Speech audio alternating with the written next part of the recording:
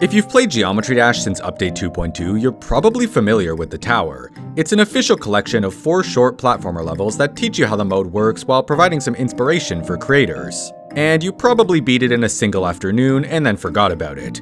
But what if I were to tell you that there's been a secret ending this entire time, and it went undiscovered for over a year? It's essentially an entirely new route through the tower that's admittedly really hard to find. So in this video, I'll be walking you through exactly how to reach this honestly awesome ending. To begin, you're going to want to enter the tower and select the Cellar, which is level 3. Then just play it like normal. It doesn't matter what you do, but once you reach this area and wait for the robot to finish his yapping, stop everything. Now, normally, you pick up this bomb and blow up this skeleton, which takes you to the second half of the level. His name is Rattle Dash, by the way, you might want to remember that. Instead, what you want to do is stand in front of the bomb and pause the game the moment you pick it up. The timing is pretty tight, so it might take a couple of tries, but you'll know you did it correctly if when you quit to the menu and select the first level of the tower, you still have the bomb. I actually knew about this for a while, but I thought it was just a weird bug with persistent items. Little did I know that this was the tip of the iceberg. Because if you carry the bomb into this wall where the first blue coin is hidden, there's been another Rattle Dash in there this entire time. And sure enough, you can plant the bomb here, almost like this is a canon event or something. And look at that, it opens up a whole new, almost deeper area of the tower. You can probably tell that this area is a little trickier than the rest of the tower, which is why you can see me really taking my time here, but it's nothing you shouldn't be able to do. Just keep your eye out for everything. There's a lot of fireballs in this section. Here you kind of have to time it, then just run through. There's more of these rotating platforms, which were like my least favorite part of the regular tower. And after all that, you finally reach this door, which will take you to some sort of like electrical generator area. I'm not really sure what to call it, but you're gonna shut that thing right off.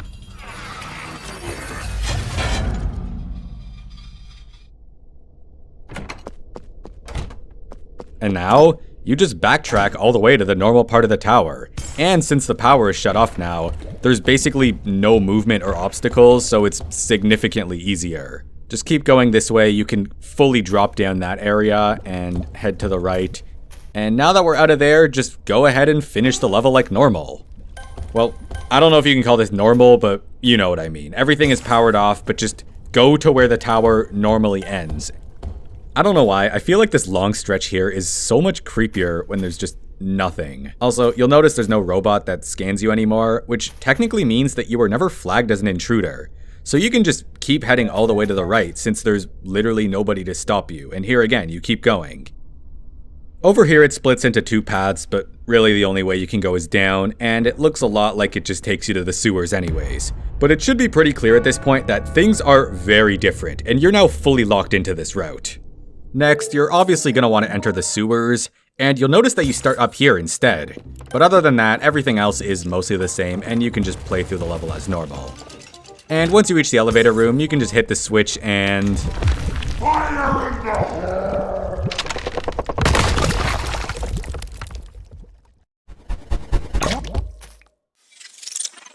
Yeah, I don't remember that happening normally.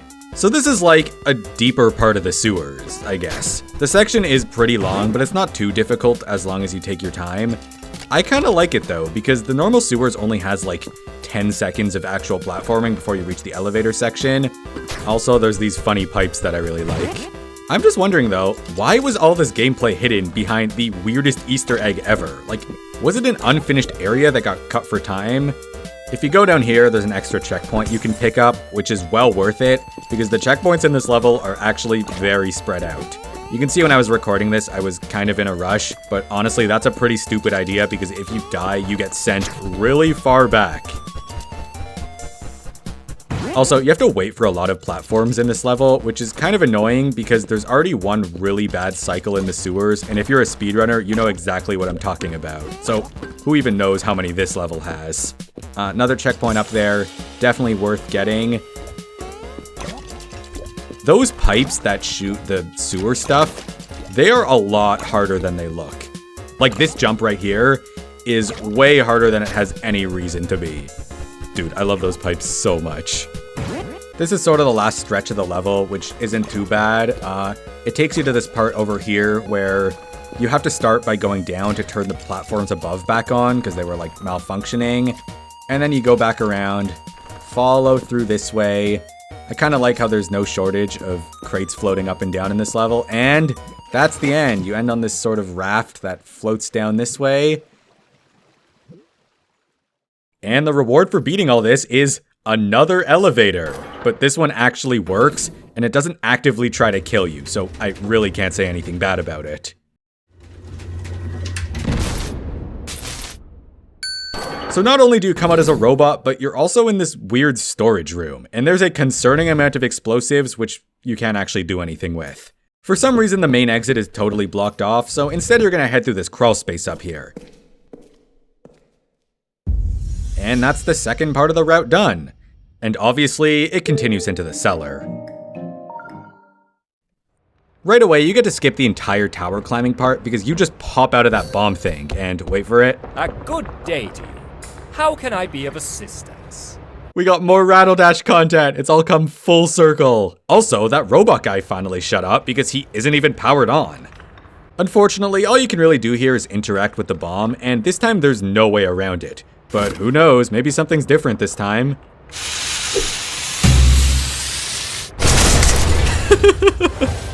Rip Bozo. Dude, Rattle Dash is my goat. He opens up a new path and he actually lives this time. Also, that robot always sucked. That's why he doesn't have a name. Come again. So this takes you to, I guess, another part of the cellar. You can tell it's different because the normal area is literally right behind you. This section isn't too hard, it's just kind of drawn out, and it's very focused on these platforms that fall when you stand on them. They infinitely loop back around, and you can also lower them with these buttons. So here, for example, you have to hop on and it'll lower you. Or here, you have to lower it a bit, then you have to turn around, and then you step on the next one and keep going. It's just all that kind of stuff. Like here, it lowers the spike balls. You know, I don't know if maybe it's just because I'm not used to it, but this area feels like almost creepier. I know the guy in the tower says you're not supposed to be here, but now you're like really not supposed to be here. So it's all really off-putting. Here you backtrack, lower this one, and then go back around, and you can keep going this way. And then in this section, you have to hit this button to line up the orbs so you can keep going. Again, I do wonder if this area was going to be used for anything instead of just being hidden away. The gameplay is very different. It's a lot more focused on these moving platforms, but it still plays really well. So why is it so difficult to find? I don't understand. This part, you kind of have to wait a little bit. This is the last part of the level. You just have to stand on these buttons and wait for the platforms to go down so you can climb up to this upper area. And yeah, now you just continue on to the right. And notice that you're ending by going up instead of down. That was a creepy sound. Anyways, now it's finally time for the secret hollow, and who even knows what's going to happen? This starting area definitely looks familiar, but turns out you're just in a completely different part of the level now. And if you keep going this way, you end up in this like factory area. I don't know, but there's a lot of these spike balls and you gotta watch out for them. If you keep heading over this way, there's a dead end. So instead, you're gonna climb up. Again, there are way too many conveyors and spike balls in this part. You can see I kind of rushed through it, but I recommend taking it slow or you're definitely going to get sniped from above. At the top, you're gonna come across this familiar looking machine, and if you head inside it, there you go, you're a ball now, congratulations. And now you're gonna wanna go back and follow all the other spike balls all the way back down until you make it back to that dead end from earlier, which you can easily cross now. And that leads to an elevator, which, okay, wait for it. It's actually the elevator, the one that takes you to that spike ball hideout, which you can safely enter now. Honestly, I don't even know what to say about this part. They're all just kind of chilling in here. In this room, there's an opening in the ceiling, so you can slip past these guys while they have their, I don't know, their meaningful conversation. And in this room, the door is locked, so hit that lever, it's gonna spawn a box. Turn around, smash that box open with your diamond sword, which is gonna wake up that bat guy. And now, you cycle back around, hit the lever again.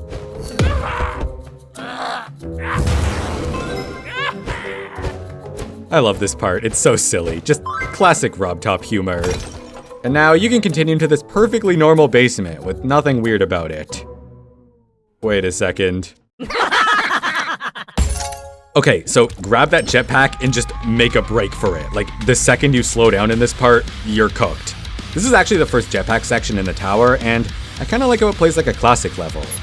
Those are random, by the way, so watch out for that. Speaking of classic levels, we got all the best RobTop characters back. The Viking Arena guys, the Deadlock boss. It's cool, but kind of terrifying in the moment. Anyways, escape through that hole and you're good. So this leads you to the secret treasure stash. Seriously, look at this. There's stars and orbs everywhere. It's almost like it's too good to be true. Just ignore that. I promise everything is fine. You didn't see anything. And ignore that one too. Just keep going to the right. Uh-oh. Ah, welcome. Oh no.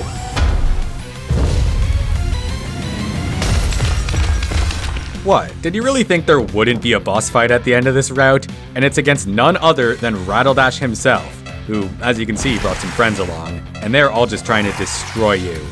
All the attacks in this fight are telegraphed somewhat nicely, so just keep your eyes peeled and you should hopefully be able to react in time. Okay, this is the important attack, because he's gonna drop a familiar blue bomb, and what you're gonna wanna do is wait for Rattle Dash to circle back, line up the shot, and blow him up just like that. He does take multiple hits to defeat, but that's the first one down. Oh yeah, and his throne has a laser, so watch out for that.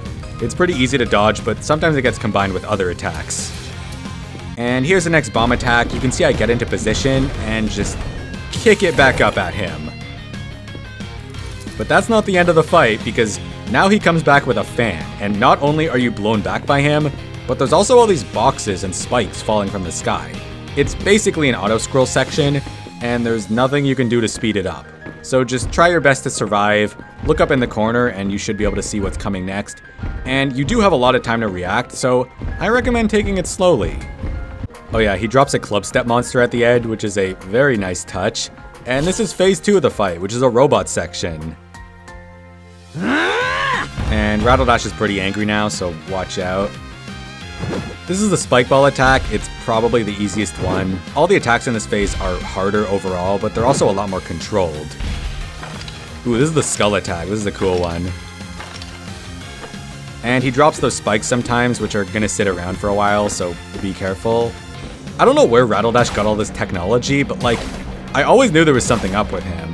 I'm just not really sure why he hates you, considering you basically spared his life. Oh yeah, and in this phase, instead of kicking the bombs back, you actually pick them up, and it starts a little jetpack section, where you have to fly up as fast as you can before the bomb explodes, and then just ram into him.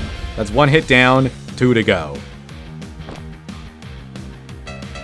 Also, he gets pretty angry when you do that, so make sure to run or you're gonna get crushed. And then the cycle sorta repeats. He just continues with the same set of attacks, and all you have to do is focus on dodging. I think the trickiest part of the fight is that sometimes the attacks overlap with each other, like you just saw there, so the timings can get pretty difficult, and you have to keep track of a lot of things at once. Here's the next bomb attack.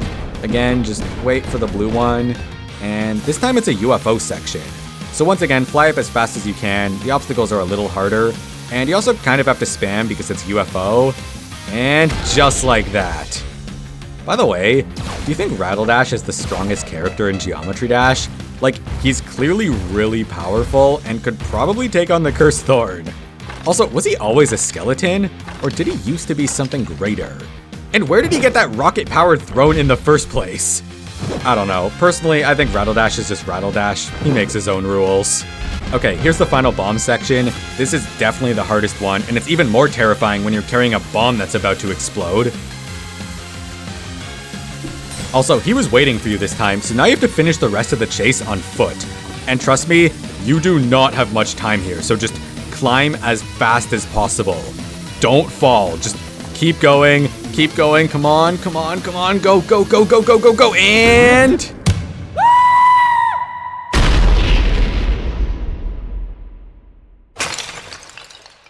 Oh, I will never financially recover from this. Well, there you have it, the secret ending of the tower. Once you quit off, Rattle Dash is gonna have one last word with you. Well, well, well. I suppose you were stronger than I thought. I guess I'm nothing more than a pile of bones after all. But you haven't seen the last of me. I will be back. And the next time we cross paths, I'll kick your ass! Perhaps another time. And of course, you get some awesome rewards for beating this, including this really cool icon that I don't think you can find anywhere else. I thought this was all insanely cool, but I wish it wasn't so hidden, which is why I made this video. So, thanks for watching, and please do let me know if you found anything else in this route. Wait, what? I haven't seen this yet. Oh hey, one more thing. None of this was real? April Fools? Wait, if this was an April Fool's joke, then where did all those levels come from? That must have taken a very long time. Huh, whoever these people are, they're probably really, really cool and helpful. Alright, see you next year. I gotta go record a rap verse.